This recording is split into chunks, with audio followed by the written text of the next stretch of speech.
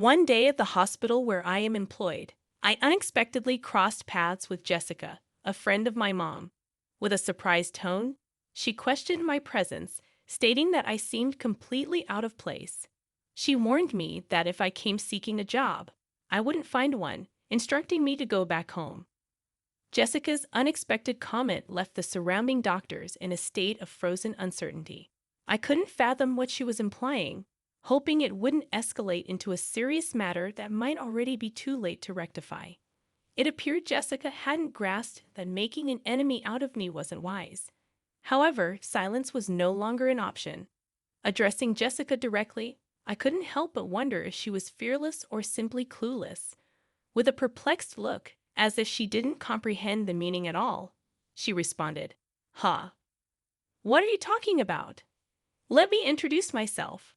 I am Emily, a 35-year-old mother with an active 7-year-old daughter and a mischievous 1-year-old son. My husband, John, is 2 years younger than me and works diligently as a nurse at the general hospital, caring for patients. I had a job too, but after the birth of our second son, I am currently enjoying maternity leave. Our family recently moved from a cramped 2-bedroom apartment to a second-hand house, bought with a loan. Despite its age, the house has a charming appeal, with a spacious garden for the kids and a soothing view from the rooftop balcony. There's also a lush park nearby where our family spends weekends, turning it into our weekend paradise. The story of Jessica and me began when our daughters, of the same age, started playing together in the park. Jessica, a surgeon at the same hospital where John works, wore designer clothes, and her daughter followed suit in renowned brands. Excited by the coincidence, she expressed a desire to meet my husband, leading to a planned tea gathering at our house. However, upon Jessica's arrival, she displayed blatant rudeness, appraising our belongings and questioning the history of our house.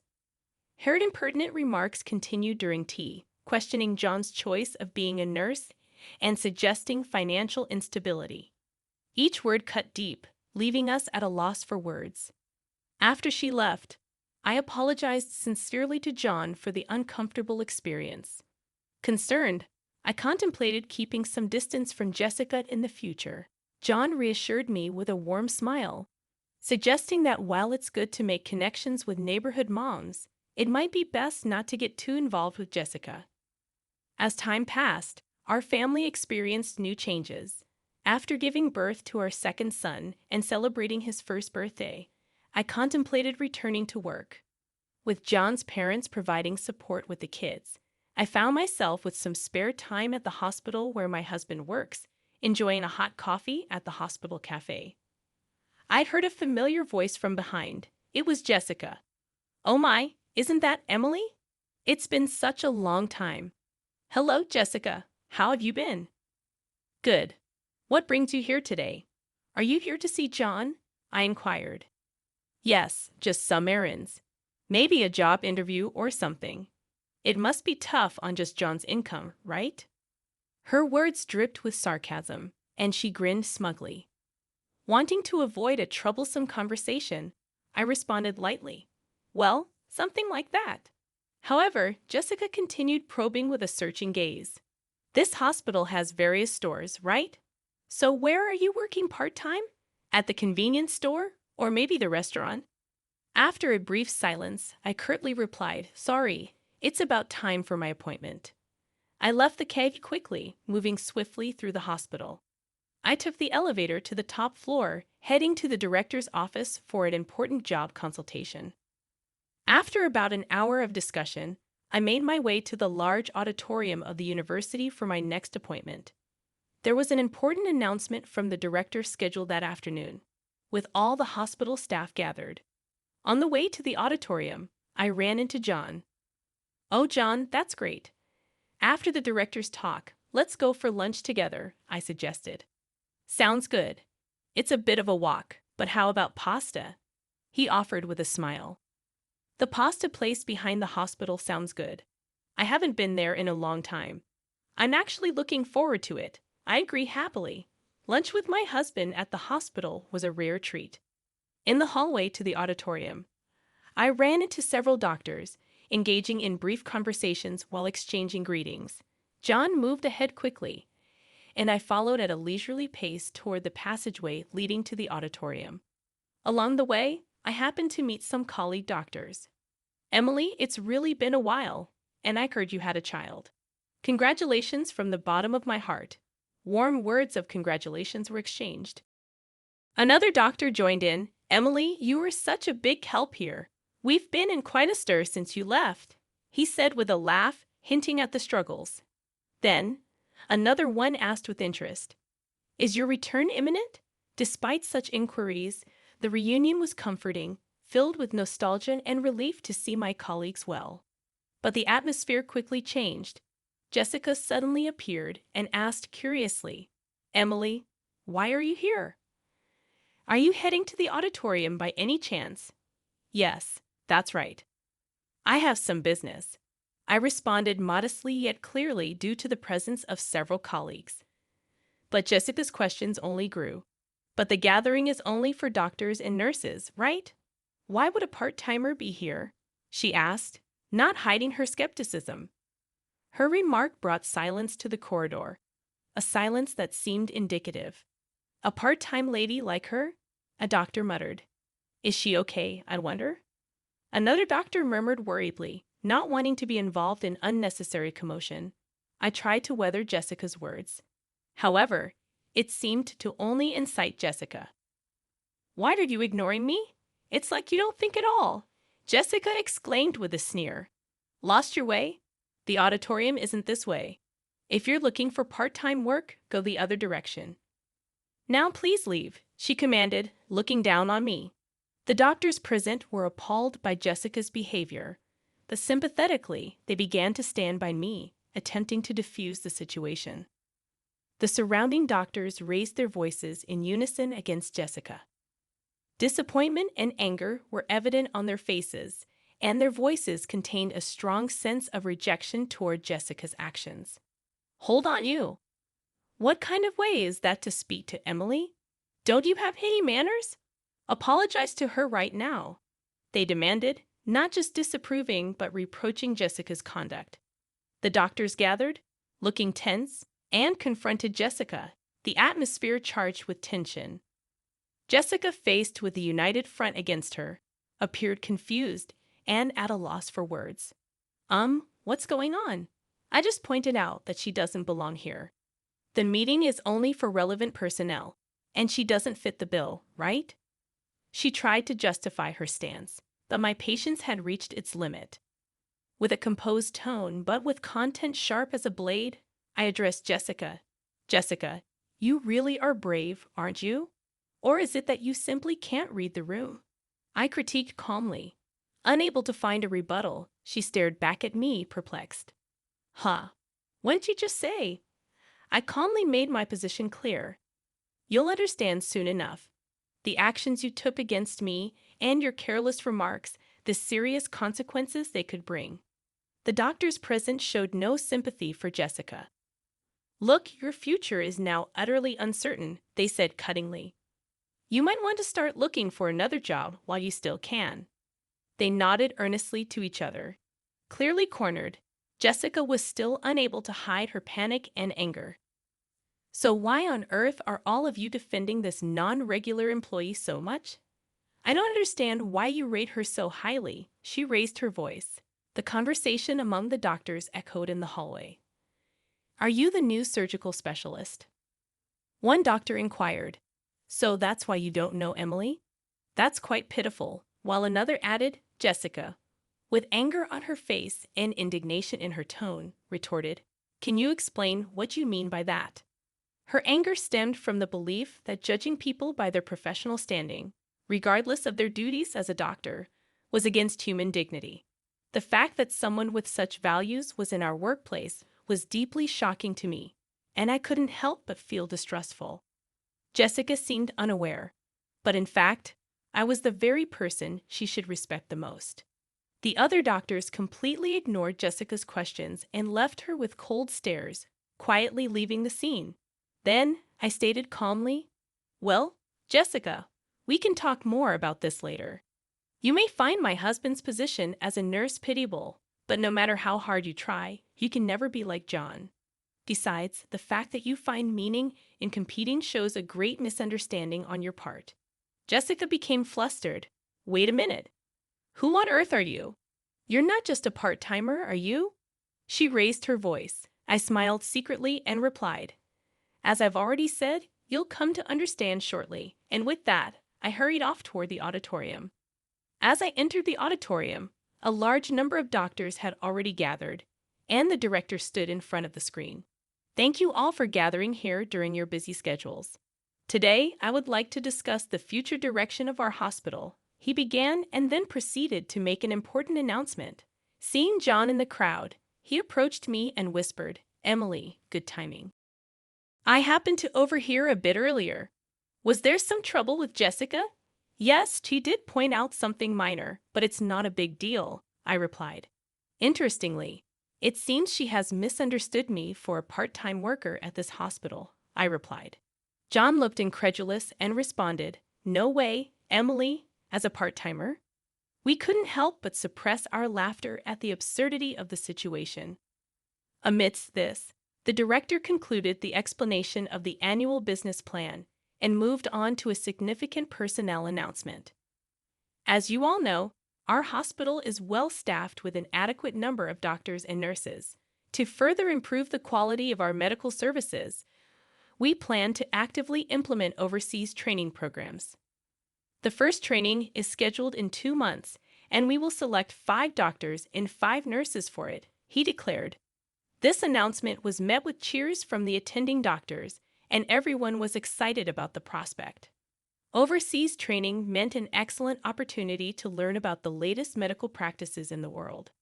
Since it was the hospital's first initiative of its kind since its establishment, everyone's eyes sparkled with the news. The director continued solemnly, yet with an undertone of expectation. Now let's proceed with announcing the names of the rest who have been selected. As he spoke, a silence of mixed tension and anticipation fell, and the names of the chosen 10 were called out one by one. Although John's name was not called this time, his expression did not show disappointment. He quietly watched with a sense of celebration as each selected individual stepped forward. Addressing the 10 lined up on stage, the director asked, Are all of you ready in spirit for the training? Please share a word about your enthusiasm and determination. He gently encouraged them. Each gave a brief, resolute speech, reaffirming their strong intentions. After everyone had spoken, it was finally Jessica's turn. With proper decorum, yet confidently, she said, I am truly grateful for this valuable opportunity for training. I aim to contribute to the further progress of our hospital with the cutting-edge medical techniques I will learn abroad, she said with a polished greeting. Afterward, she turned slowly towards where we were seated and continued with her unique assertive tone. However, this hospital has inexperienced nurses who continue to fail the national exam and impudent individuals who attempt to attend medical conferences despite being non-regular staff. I intend to improve and transform all these aspects. Jessica's provocative declaration changed the atmosphere of the venue, and the looks directed at her turned icy. Her words highlighted the hospital's tensions and how dangerous youthful overconfidence can be, especially the director's sharp gaze seemed to freeze the room, adding significant weight to the situation. The director, maintaining his composure, asked, Jessica, that was about those 2 sitting there, wasn't it? His smile was calm yet did not reach his eyes. You said there were unsuitable people mingled in here, right? Confidently nodding, she answered, Yes, exactly. There are those unfit for this noble assembly, she answered with conviction, remaining composed. The director responded, Street Emily, could you come forward, please? With this unexpected invitation, I, who had been merely an observer, suddenly found myself at the center of attention. Confused and starting to lose her confidence, Jessica questioned, Why? Why are you calling her name? She struggled to grasp the situation, and the director, showing disappointment towards Jessica, said with a quiet voice, Jessica, I am disappointed in you. Emily, please introduce yourself to everyone. Taking a deep breath, I recounted the beginning of my career, important milestones, and my temporary step back to become a mother. I continued, "Hello, everyone. It's been a while. I am Emily, the chief of the medical department. I apologize for any inconvenience my maternity leave may have caused, but I will be resuming my duties next month. I look forward to working with you all again." Jessica's voice couldn't hide her surprise. "Wait, she's the chief of the medical department?" Her eyes searched the room for confirmation. Indeed, as the head of the medical team, I had taken a 2-year parental leave to birth and raise my first son. The director, affirming the truth, added quietly, "By the way, Emily is my daughter." His words resonated in the room with undeniable clarity, defining the reality of the situation. Jessica's expression went from confusion to shock, her mouth agape as if to object to the reality, but no words came out. The room, filled with hospital staff, could not contain its reaction, and suppressed laughter spilled out at the unexpected turn of events. The director began speaking in a relaxed tone. "Jessica, for this upcoming overseas training, you have been assigned to be the team leader. Your deployment will be in a conflict zone in the Middle East. There is a shortage of both medication and medical equipment, and a very challenging situation is anticipated. It will be interesting to see if your abilities will be fully utilized, but don't worry, Emily will be there to support you. Learn as much as you can under her guidance." Proudly, Jessica responded with dignity, "I am a doctor too. Although I have no experience working abroad, my clinical skills and treatment records are first class. I will not allow myself to be underestimated." I replied to Jessica with a calm but firm voice. "Let me make one thing clear, Jessica. In the near future, I am going to take over the directorship of this hospital from my father. Do you understand the weight of this fact?" Jessica's expression stiffened, and seeing this, I continued, "Yes, it seems you understand. Well, depending on my decision, your future in this hospital may be affected." Jessica could no longer hide her agitation, and I calmly added, "I haven't heard such a thing." Jan intervened, calmly adding his words, "Jessica, we had not informed you about that matter beforehand. Your disrespectful attitude towards Emily may well be something you deeply regret in the future." Towards the end of the meeting, the director stated firmly, "Please, everyone, a bit of silence. Jessica, in the discussions here, in the end, results are everything. No matter how excellent you may be, that is just one aspect. What's important is the results you can achieve in this hospital, and on that front, I have great expectations of you." Jessica fell silent at the director's words, bowed her head, and nodded without saying anything. The director concluded with that, today's meeting is adjourned." As his words ended, everyone in the auditorium stood up and returned to their respective places. Stepping out of the director's office leisurely, I casually said, "Shall we go for lunch? I've got a craving for pasta today." Side by side with John, I started walking towards our favorite pasta place in the backyard, leaving the hospital building behind. As we were about to pass the small smoking area set up behind the hospital, I spotted Jessica, who appeared to be deep in thought, taking a drag of her cigarette. The moment our eyes met, Jessica awkwardly looked away. At that instant, a sudden event caught our attention. A loud crash sounded, and right before our eyes, a car had rear-ended another in an accident. Jen and I sprang into action immediately. The area was nearly deserted, so it was crucial for us to move quickly to help. "Are you okay?" John called out with concern and quickly checked on the people involved in the accident. One was the driver in the car that was hit, and the other was a pedestrian who happened to be walking by. Jessica also rushed to the accident scene, following us, but seemed overwhelmed by the chaos. Acting on her medical instincts, I began to give directions. "John, quickly get that man into a safe position and check his pulse." Jan moved promptly, following my instructions and beginning his actions. As an emergency nurse, John had been granted special opportunities to accumulate frontline medical experience, including attending surgeries conducted by me. I had trained him rigorously, and he had developed exceptional practical skills. I then directed Jessica with calm and clarity. Jessica, check if that elderly person is bleeding and assess their level of consciousness. However, Jessica seemed paralyzed by the seriousness of the situation, standing still without moving. My voice grew firmer as I insisted. Jessica, do you understand what I'm saying? Please respond quickly. Her voice had a hint of tension as Jessica replied, "Ah, yes. What should I do?" Her panic was evident, and instead of helping, it seemed to add to the confusion at the scene. I rebuked Jessica firmly yet patiently. Don't you know what to do in an emergency? I doubt you're even a surgeon. Jessica responded with an attitude that could be perceived as anger, saying, "That's not true. There's nothing I can't do." However, her actions, though active, clearly lacked effective measures, and she was just bustling about the scene. I then looked to John. John, could you measure that elderly person's blood pressure and make sure there's no bleeding? I gave the orders with composure. John promptly replied, "Understood," and began to prepare for controlling the situation. The accident scene began to regain some order with a swift response from me and Jan. John spoke to Jessica with an unusual sternness.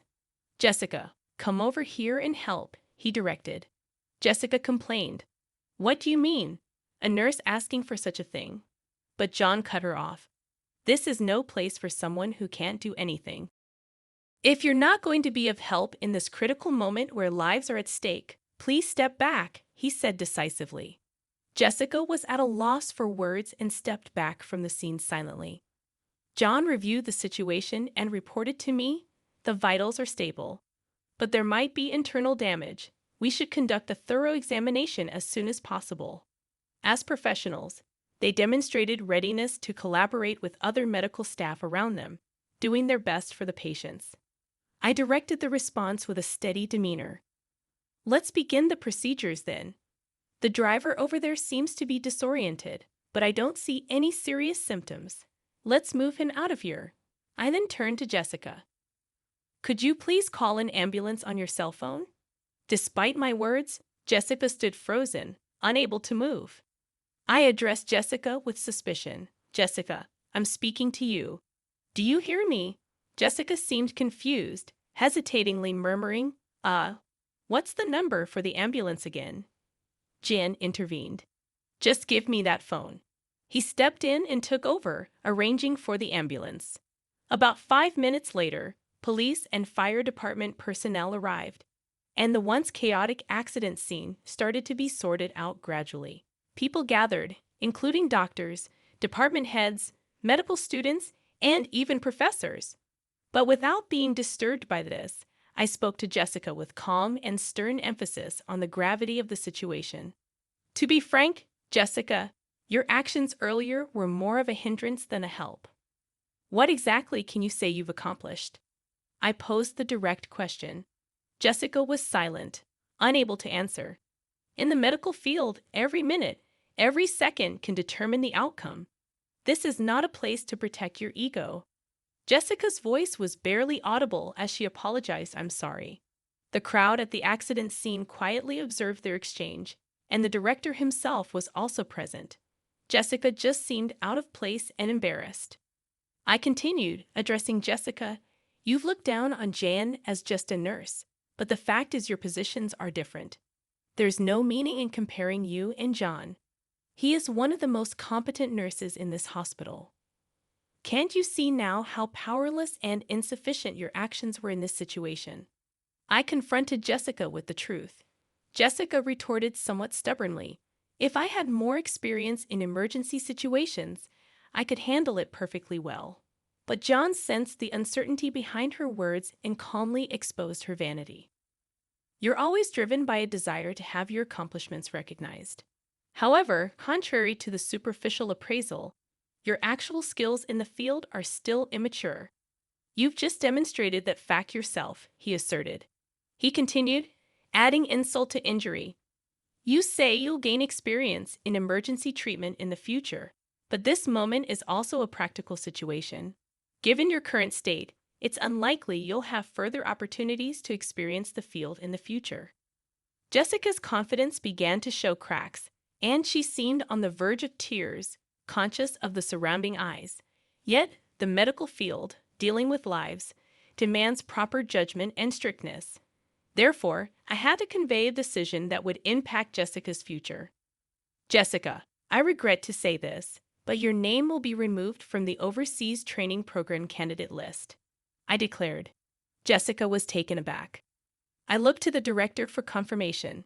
Father, this decision is acceptable, correct? The director nodded deeply. No problem. This incident has given me a clear understanding of her. We have always selected trainees based on their grades, but it may be necessary to reconsider our selection system in light of this. His quiet but firm response marked a moment that signified a complete defeat for Jessica. With a calm but resolute voice, I advised Jessica, it's important for you to relearn from the basics. Only then will you have the right to compete at the same level as John. Also, take to heart the dangers of judging a person's worth by their appearance.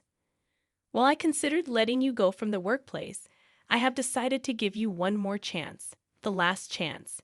Make the most of this opportunity and show us your full effort. I advised Jessica, sternly yet justly. Afterward, they quietly left the scene, but the looks from the doctors around Jessica were cold, filled with disappointment and disapproval.